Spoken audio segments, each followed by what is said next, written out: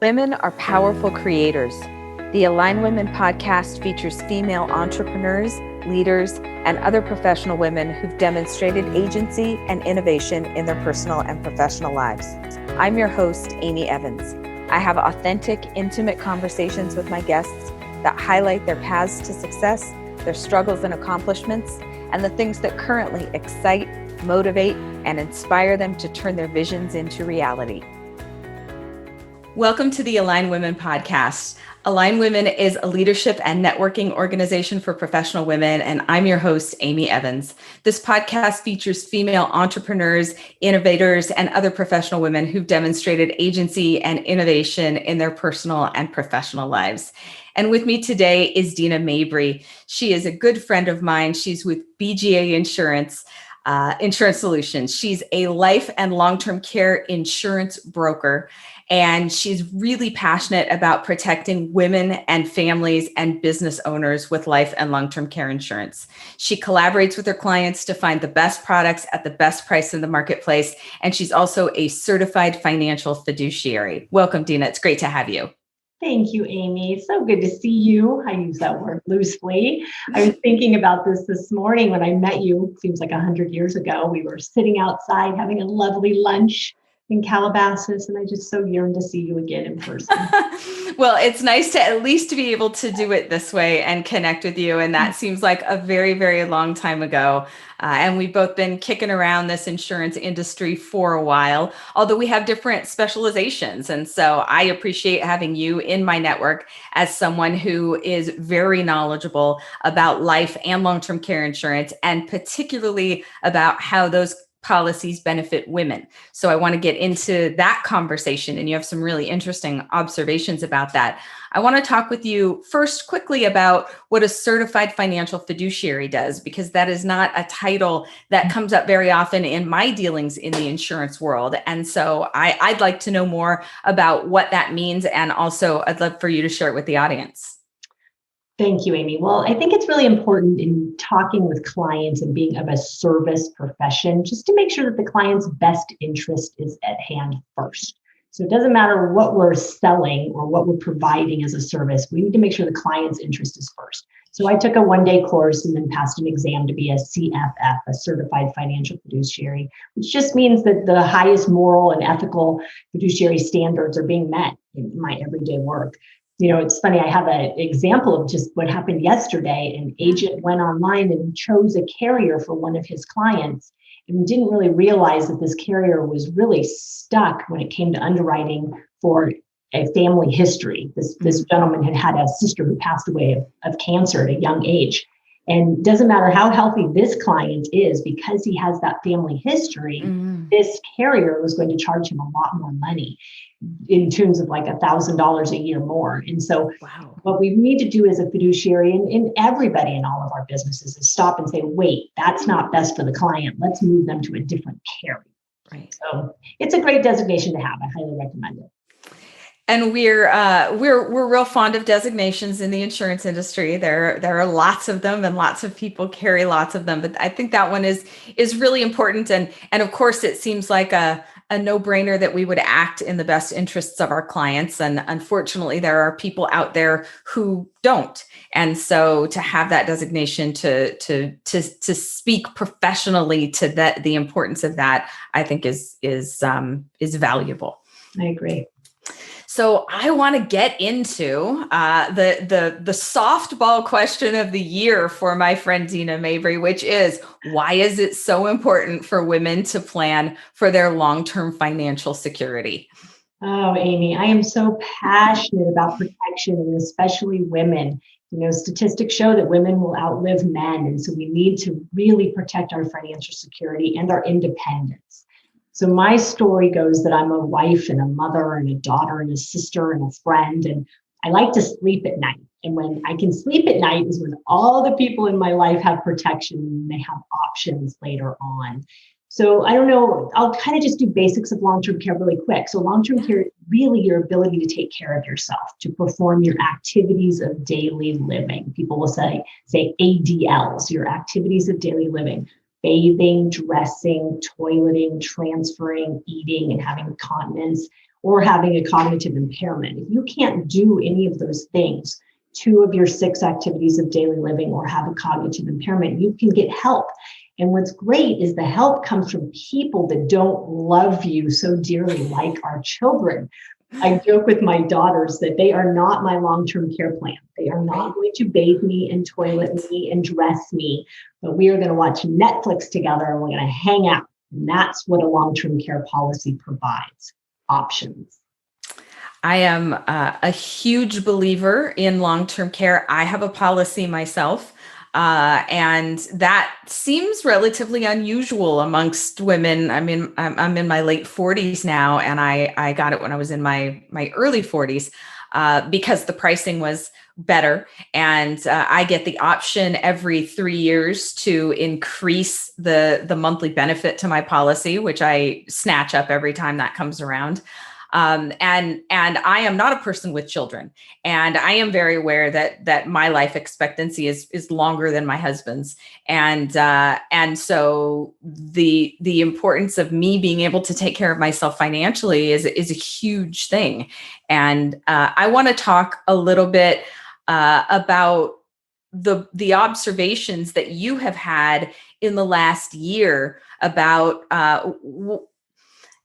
how the importance of long-term care has been highlighted with people who maybe are in long-term care facilities, don't want to be in long-term care facilities, or have had to deal with relatives in long-term care facilities due to the pandemic, and what observations you've had and what realizations your clients have had watching this play out over the last year. Right. Oh, it's been huge between the life insurance and the long-term care, which are basically what I do. It has been crazy because the discussions have really gone deep. Mhm. Long-term care, people don't like to think about bad things happening to them. No way. But No. if you turn on the news, the radio, your computer, your iPhone, you're going to see bad things happening to people daily. So life insurance, of course, protect you yourself, protect your family. And we have had a tremendous year. The carriers have really moved with us too, with accelerated underwriting, and they've made it a lot easier to apply and get approved. But on the long-term care front, the pictures of people in long-term care facilities and family members standing out front, looking through windows, the discussions have really gone deep, and they've gone deep into the policies to say, wait, do I get to decide if I'm staying home or if I'm going to a facility? Do I get to decide? I want control. I want to be able to choose my financial situation later in life and have that independence. So certainly, and it's interesting talking to you and listening to about your policy. That's a great policy, a traditional long-term care policy. But there's been a shift to a hybrid policy, which is actually a life insurance policy that is long-term care as well, which is great because if you happen to buy one of these policies and you live, let's say, to 100 years old and you just die peacefully in your sleep and you never need the long-term care, the premium will get returned to your family or to your estate in the form of life insurance. So it's not that use it or lose it.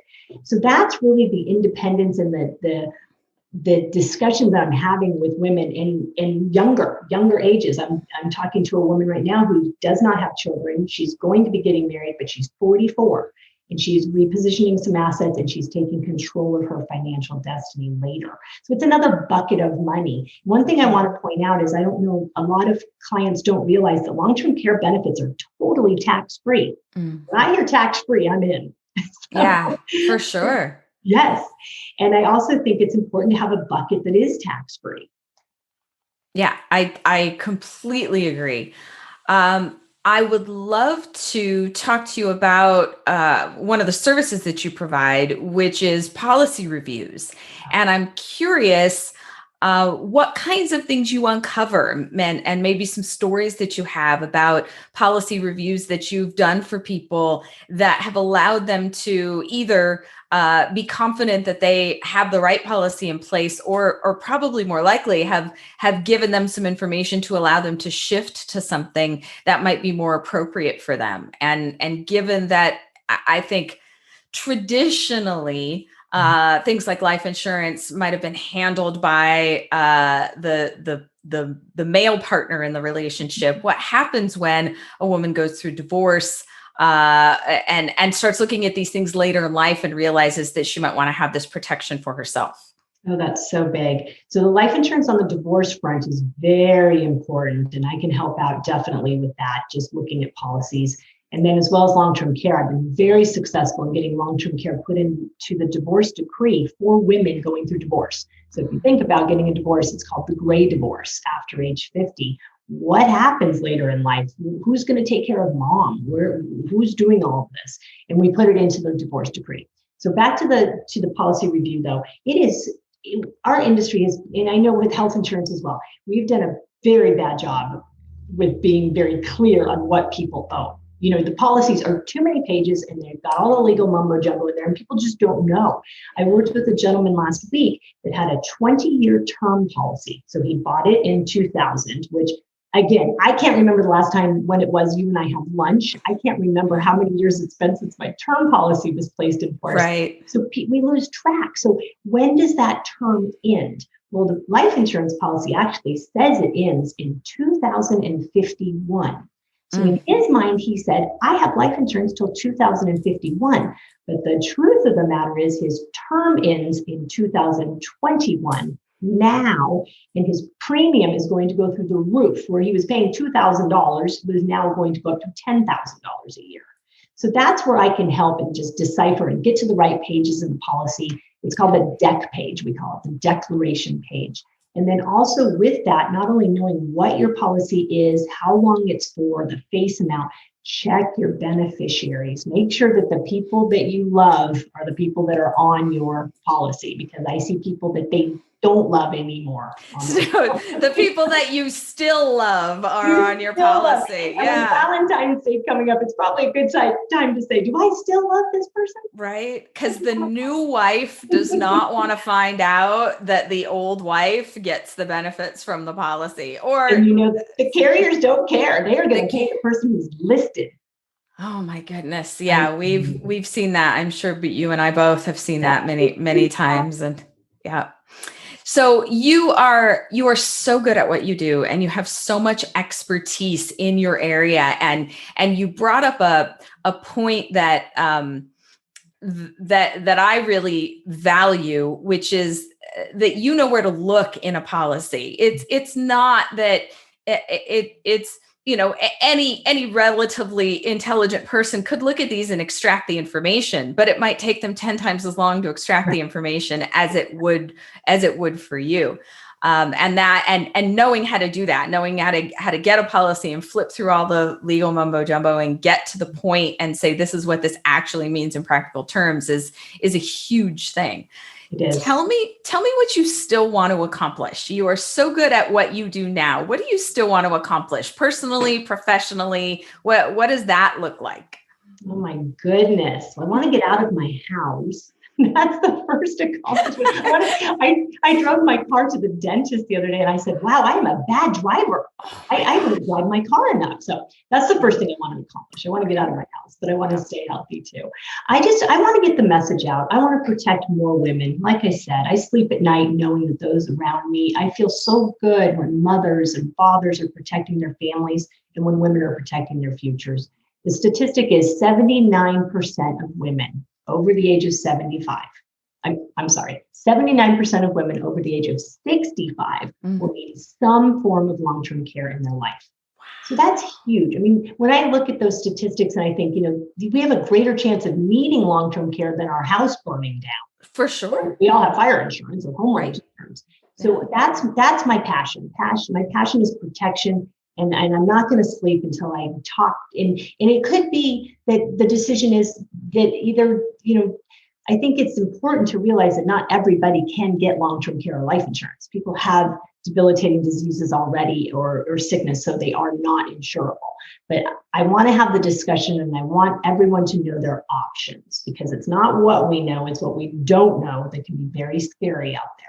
So I'm going to stay in my lane. I don't manage money. I work and partner with advisors and with estate attorneys. And I just want to be a resource. Yeah. And you brought up a good point. One of the other areas of expertise that you have is knowing which carriers are the right fit for which situations. And in the life insurance and the long-term care world, that underwriting is really important. And there are carriers that are more amenable to certain health conditions, more amenable to certain drugs, more amenable to marijuana use than other carriers are. And it's really important to know that so that you're looking at the right options for people. And there's, to me, I guess it's surprising to me. There's flexibility there. There's not none of those things I just mentioned are necessarily knockouts. And some people might have the impression that because they've had a health issue in the past or because they're on a particular drug that they couldn't get this coverage at all. And they really need to have a conversation with you, and so that you can use your expertise to understand where they're coming from and help match them with the carriers that will cover them.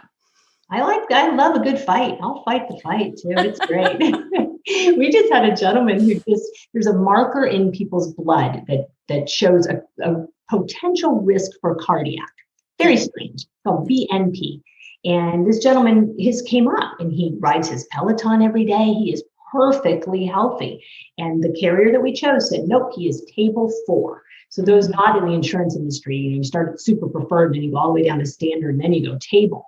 A, B, C, D. Table D is table 4. Huge premiums. Yeah. So I went out to some underwriters, made calls. I mean, again, back to just fighting the fight. And we got that gentleman super preferred. He went to his doctor, he did a full cardiac test. The poor guy got taken apart and put back together, but he is in perfect health. But this one carrier wouldn't budge on this one lab result. And that's the takeaway from this conversation is let's fight a good fight, get the protection we need, but don't pay too much for it. For sure. You have great stories. At least I think they're great because I'm an insurance nerd like you. So I totally relate. I love that you can advocate for your clients as well. I thoroughly enjoy talking with you. If someone wants to reach out to you and connect to you to have this conversation with you, where can they reach you?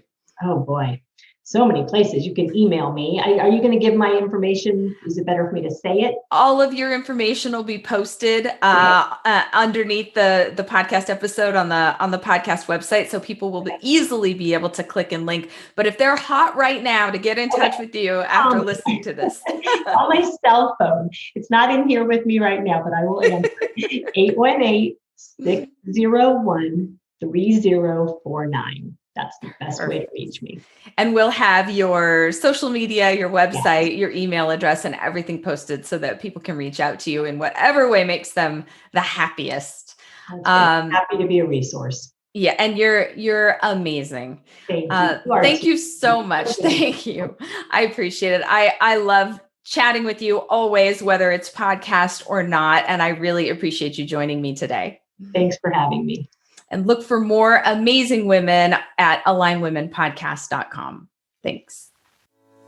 Thanks for listening to the Align Women Podcast. You can find more episodes with more amazing women at alignwomenpodcast.com and visit alignwomen.org to learn more about our leadership and networking organization. This is Amy Evans, and you've been listening to the Align Women Podcast.